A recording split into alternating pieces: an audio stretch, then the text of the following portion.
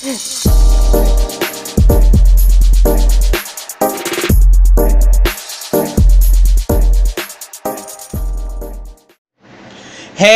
what's up everybody? Welcome back to KRS TV. This is your boy Kenny, and this is a new episode of my new show on YouTube, Tea and Scandals.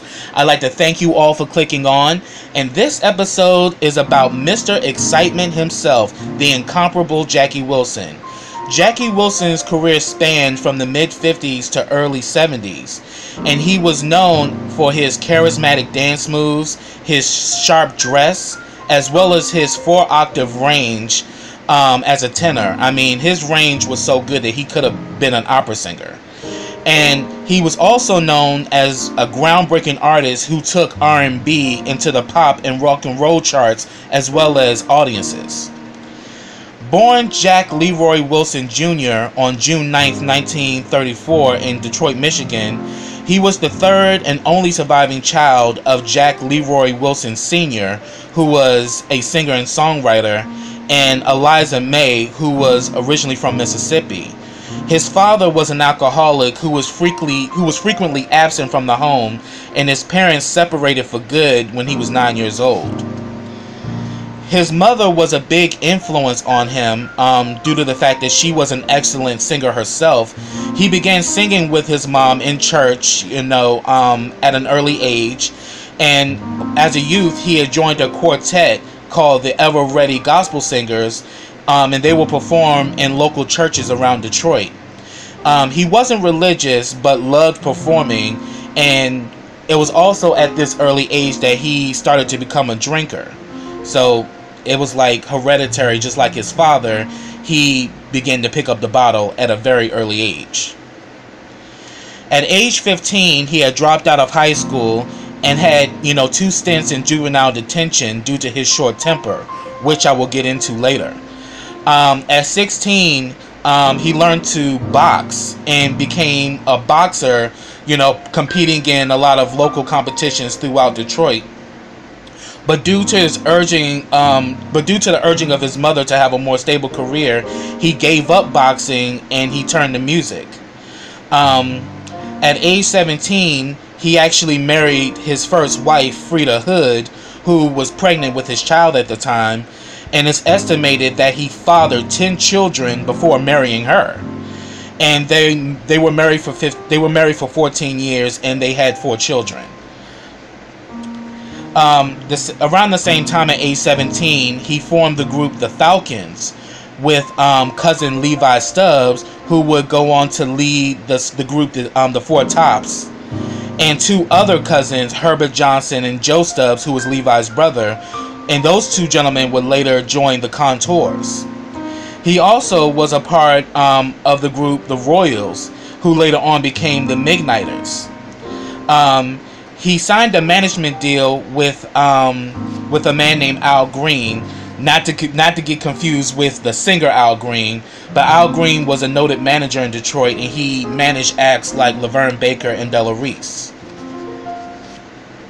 In 1953, he joined the group The Dominoes, replacing lead singer Clyde McPhatter, who left the Dominoes to form the Drifters. But Jackie Wilson almost blew his chance because on his audition, he came in calling himself Shit Wilson, meaning that he was the shit and that he was better than Clyde McPhatter.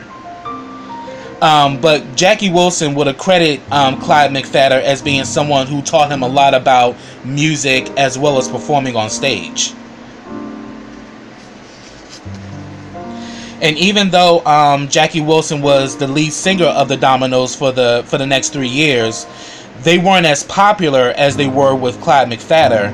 But in 1956, they did score a hit with the song Saint Teresa of the Roses, a song which went number 27 on the pop charts, and Jackie Wilson was singing lead. In 1957, Jackie Wilson left the Dominoes to begin his solo career, and his manager Al Green actually secured a deal with Decca Records, and he was signed under the subsidiary label Brunswick Records.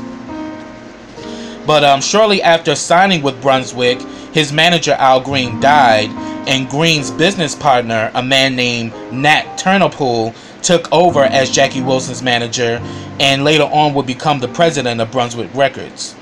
Jackie Wilson's first single as a solo artist was Reet Petite, which went number 62 on the pop charts. This song was written by Berry Gordy, who was also a Detroit native and also a fellow boxer just like Jackie Wilson. Also a part of the writing team was Berry Gordy's sister, Gwen Gordy Fuqua, and also a man named Roquel Billy Davis. And the trio will go on to do 6 additional songs for Jackie Wilson. One of the songs, To Be Loved, which was famous in the movie Coming to America, in the scene where Hakeem goes on a date with Lisa and they dance with the song To Be Loved playing in the background, and then Hakeem goes and sings the song loud in the New York streets, telling everybody where the neighbors were telling him to shut up. Definitely one of my favorite scenes in the movie. But yeah, so To Be Loved was one of the songs that was written by Berry Gordy, along with I'm Wandering, We Have Love, That's Why I Love You So, which went number 13 on the pop charts and number 2 on the R&B charts. I'll Be Satisfied, which went number 20 on the pop charts and number 6 on the R&B charts. And his 1958 signature song, Lonely Teardrops, which went number 7 pop and number 1 on the R&B charts. The song was a million seller, and it was also awarded with a gold disc. And also his live performances inspired many greats like James Brown, Michael Jackson, and even Elvis Presley. Elvis Presley and Jackie Wilson became good friends, and Jackie Wilson was being called the Black Elvis. And when Elvis heard about this, he says that, well, if he's the Black Elvis, then I'm the white Jackie Wilson, which was showing a credit to Jackie Wilson being an originator, in his own right. And Jackie Wilson even said that Elvis Presley, was being called, saying that he stole from black music, where he said a lot of black artists emulated their stage presence and their stage performance off of Elvis Presley. And then another thing that Jackie Wilson said, that one thing he loved to do during his shows, it was called the ugly girl routine, where he would find the ugliest girl in the crowd and would bring her on stage and he would kiss her. And he pretty much would go to say that kissing the ugliest girl on stage, they all will think that they can have me, and it will keep them coming back, to my shows, and it also will keep them buying my records. Very confident and narcissistic, but definitely a really good business idea. Because, hey, if the ugly girl can have you, then anybody can have you. He also appeared on many of the top television shows of the day, like Ed Sullivan's Show, American Bandstand, Shindig, Hullabaloo. Excuse me. And he even performed, at the Coca-Cabana. So he was appearing in places that were still segregated. He was, he was being given top billing at some of these locations. And he also appeared in the movie Go Johnny Go in 1959. In 1958, Berry Gordy, along with Roquel Billy Davis, left Jackie Wilson and Brunswick Records due to royalty disputes. And I'm definitely going to get into that later too. Gordy would, after this situation, he would borrow $800 from his family to create Motown, Hitsville, USA. Gwen Gordy Fuqua, his sister, went to work with him, and Roquel Billy Davis went on to become a songwriter and producer for Chess Records. And even though Jackie Wilson no longer had the Midas touch of Berry Gordy's songs and arrangements, the 60s, Jackie Wilson still had hits. One of his hits was Dogging Me Around, which went number 15 on the pop charts. A song called Night, which was a ballad, it went #1 on the pop charts. In 1966, he, along with producer Carl Davis, had 2 comeback singles. One in '66, The Whispers Getting Louder, and 1967's Your Love Keeps Lifting Me Higher and Higher, which went #6 on the pop charts and became one of his last big selling songs. And I used to perform this song. I used to work at the Spirit of Washington in Washington, D.C., and one of my songs that I was signed to as a performing server was Higher and Higher. And I love doing that song because you have to have a lot of energy, and you definitely have to have the vocal delivery to pull that song off. And the change in Jackie Wilson's sound was due to the fact that Carl Davis insisted that he record with Detroit-based musicians rather than the musicians that were at Brunswick Records. And those noted musicians from Detroit were the Funk Brothers, who pretty much played and were the background on a lot of the major hits on Motown Records. He, along with them, created a new sound for Jackie Wilson. And by 1975, Jackie Wilson and the Chi-Lites were the only major big acts on Brunswick Records. And in 1972, they did a song, You Got Me Walking, which was written by Eugene Record of the Chi-Lites, and the Chi-Lites sang background to Jackie Wilson on that song. In 1975, he was on tour with Dick Clark's Gold Old Rock and Roll Review, and while performing Lonely Teardrops at the Latin Casino in Cherry Hill, New Jersey, he suffered a massive heart attack and collapsed on stage. Sources say that before a performance, he would take salt tablets along with water to increase his sweating on stage because the chicks loved it. But him doing that caused hypertension, which led him to have that fatal heart attack, which he never fully recovered from. People actually applauded when he collapsed, thinking it was a part of the show. But Dick Clark immediately rushed to his aid and told the musicians to stop playing, and they got him to the hospital. And he pretty much existed in a semi-comatose state for the remainder of his life. And on January 21st, 1984, Jackie Wilson died due to complications of pneumonia at the age of 49. And he was buried without a headstone. But in 1987, a fundraiser by a Detroit radio station purchased a headstone for him. Now, although Jackie Wilson was known as Mr. Excitement, his personal life was filled with tragedy. In 1960, he was arrested for assaulting a police officer during one of his shows. Patti LaBelle, in her autobiography, Don't Block the Blessings, told that in the 1960s, Jackie Wilson had sexually assaulted her in a theater in Brooklyn.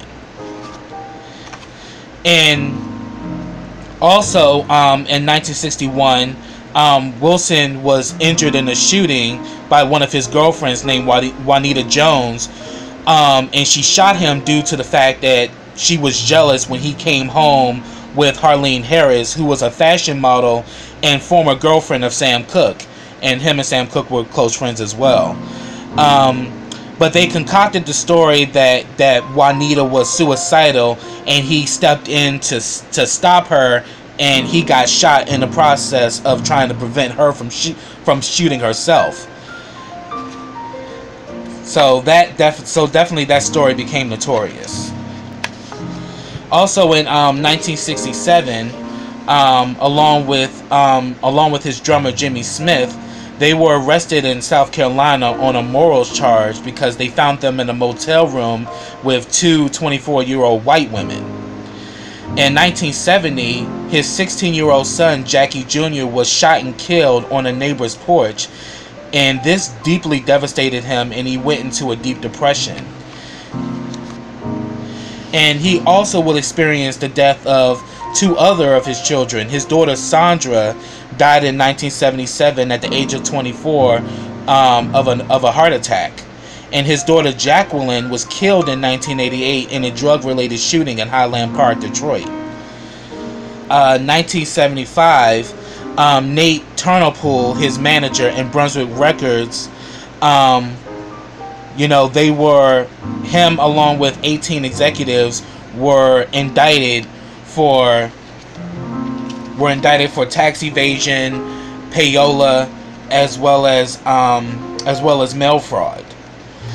They were pretty much convicted in 1976, but an appeals court overturned it 18 months later. But there was a lot of evidence that showed that that Jackie Wilson was robbed of his royalties to the tune of $1 million. And when Jackie Wilson died, he owing $300,000 to the IRS and $100,000 to Brunswick Records, because what they would do is that they would give him an advancement on his future earnings. So by them doing that, he would constantly owe Brunswick Records every time he got a dime. But the trivial of the situation was that his manager, Nate Turnerpool, not only mismanaged his career as being his manager, but also he had the power of attorney off of Wilson's earnings. So he practically just robbed him blind. And they said that Jackie Wilson was trusting of him and trusting of the label. All he wanted to do was sing, but yet while he was singing, they were taking his money to the bank, leaving him pretty much almost penniless by the time he was dead. Situation involving Brunswick Records was definitely notable of for example, with Eugene Record, who testified that he was assaulted by Brunswick executives when he tried to negotiate a contract in 1972. And Chuck Barksdale of the group The Dales has said that when Jackie had asked questions in regarding to his royalties and trying to get money from his label, they said that Jackie Wilson was hung out of an office window when he asked about money. And pretty much reminiscent is the scene where in the movie The Five Heartbeats, where Big Red dangles Bird of the Midnight Falcons over the balcony when he asked about his royalty and how he kept his books. So allegedly the same thing happened to Jackie Wilson by Turnerpool and his associates at Brunswick Records. And in all honesty, I think it probably did happen because this type of business practice was prevalent in the 1960s with a lot of these labels, where they would literally scare the artist into accepting a bad deal.